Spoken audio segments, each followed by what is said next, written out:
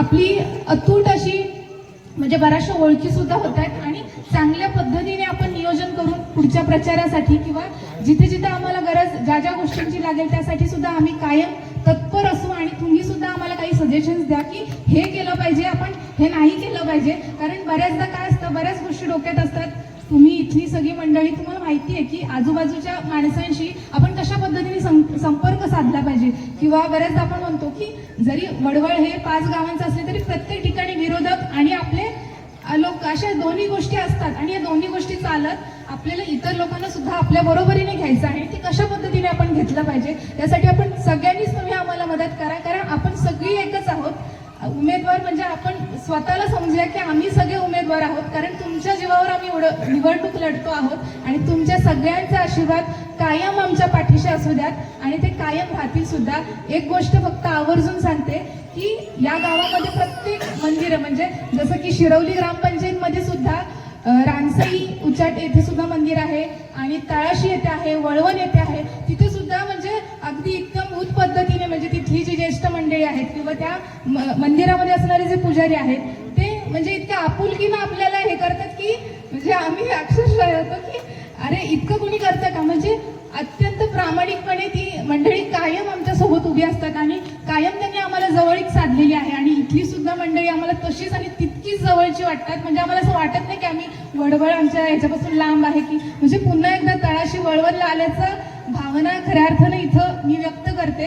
आणि तुम्ही सगळी जी कार्यकर्ते आहात किंवा सगळ्या ज्या महिला आहेत त्या सगळ्या महिलांना मी खरंच मनपूर्वक धन्यवाद देईल की कायम असं आपण सोबत राहूयात, नियोजन करूयात. काही अडचणी असेल तर तुम्ही सुद्धा आमच्याशी संपर्क साधा आणि इथं जे नियोजन केलं सगळ्या कार्यकर्त्यांचं तर पुन्हा एकदा मी मनपूर्वक आभार मानते आणि धन्यवाद.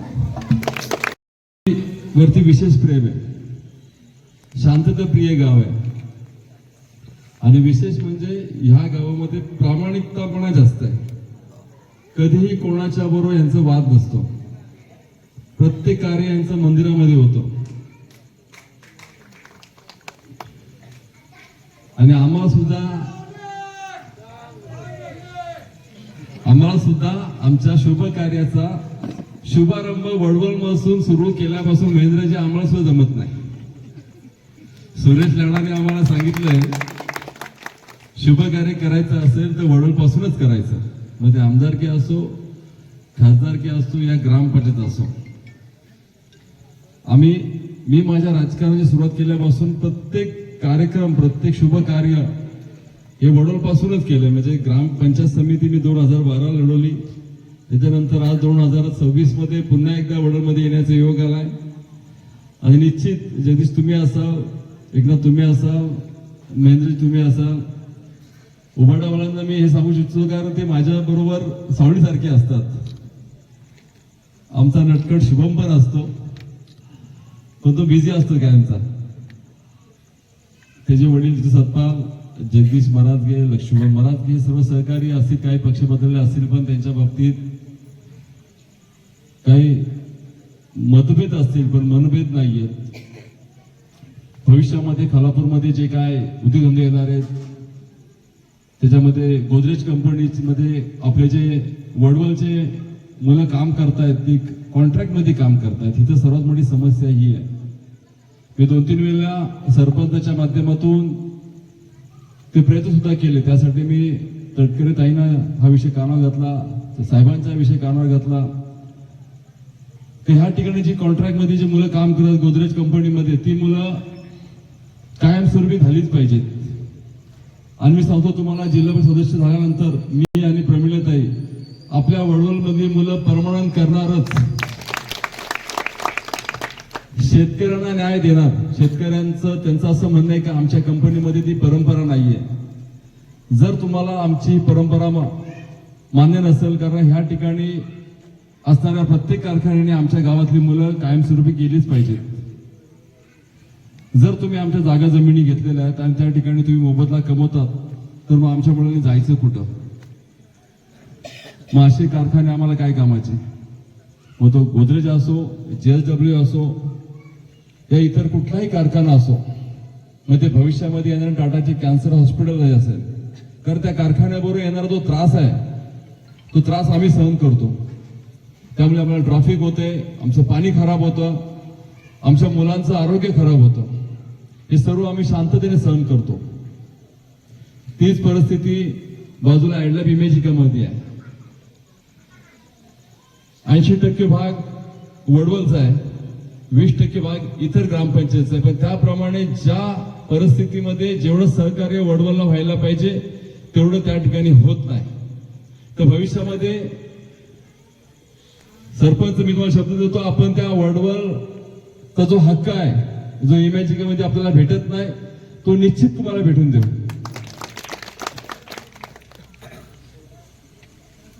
इतरही समस्या आहेत, कारण माझं आणि वडवलचं खूप जुनं नातं आहे. वडवलचे काय समस्या आहेत हे जवळून जाणतो, कारण का मी पक्षाचा तालुका अध्यक्ष म्हणून सुद्धा काम करतोय आणि बाजूच्या ग्रामपंचायतचा सरपंच आहे. माझ्याबरोबर अविनाश आमले आहेत, आमचे महेश पाटील आहेत, ते सुद्धा त्यांच्या ग्रामपंचायतीमध्ये चांगल्या पद्धतीने काम करतायत. आणि राष्ट्रवादी आणि उबाटा ह्या दोघांची एवढी ताकद आहे की वडवलमध्ये आम्हाला निश्चित जास्त मस्त पडतील, ह्याच्यामध्ये कुठलीही शंका नाहीये. आणि मी तुम्हाला सांगतो प्रेमीलाताई, निवडून आल्यानंतर वडवलवरती सुद्धा आपण तेवढंच प्रेम करायचं आहे.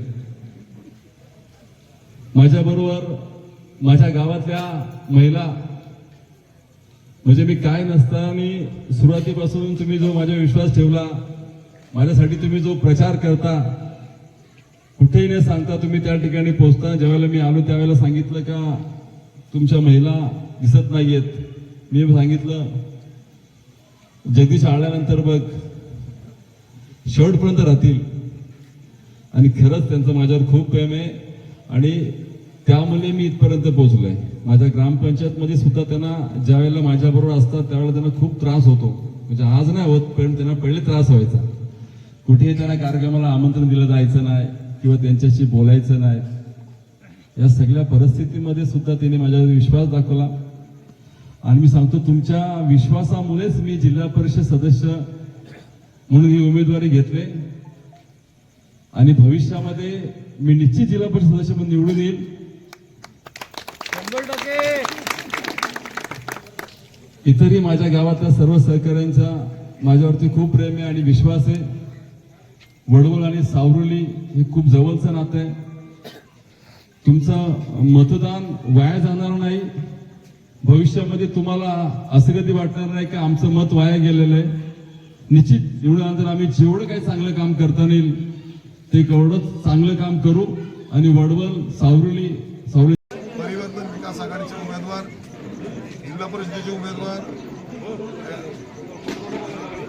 संतोषभाई बेलमारे आणि प्रमिलाताई पाटील यांनी हा शुभारंभ केलेला आहे. खरं म्हणजे राष्ट्रवादी काँग्रेस पक्ष आणि उद्धव बाळासाहेब ठाकरे शिवसेना पक्ष अशी युती ही आमचे नेतृत्व सुधाभाऊ घारे आणि नितीनभाई सावंत यांच्या माध्यमातून या युतीला हिरवा कंदील दिला आणि कार्यकर्त्यांमध्ये एक प्रचंड मोठ्या प्रमाणामध्ये चैतन्य संचारले की निश्चितपणानं या गावामध्ये दोन्ही पक्षाचे जे कार्यकर्ते आहेत या पक्षातील कार्यकर्त्यांना एक उत्साह मिळाला की आपण दोन्ही कार्यकर्त्यांनी एकत्र येऊन जर आपण या निवडणुकीला सामोरं गेलो तर आपण चांगल्या पद्धतीनं दोन्ही उमेदवार मोठ्या प्रचंड मताधिक्यानं निवडून आणू अशा प्रकारचा विश्वास दोन्ही कार्यकर्त्यांच्या मनामध्ये निर्माण. आज आपण पाहतो की राजकीय क्षेत्रामध्ये काम करताना शिक्षणाची कुठली अट नसते, परंतु आज आपल्या जिल्हा परिषद आणि पंचायत समितीचे उमेदवार, जिल्हा परिषदेचे उमेदवार आमचे सहकारी तालुकाध्यक्ष संतोषभाई बेलमारे हे स्वतः ॲडव्होकेट आहेत आणि ते वकील आहेत.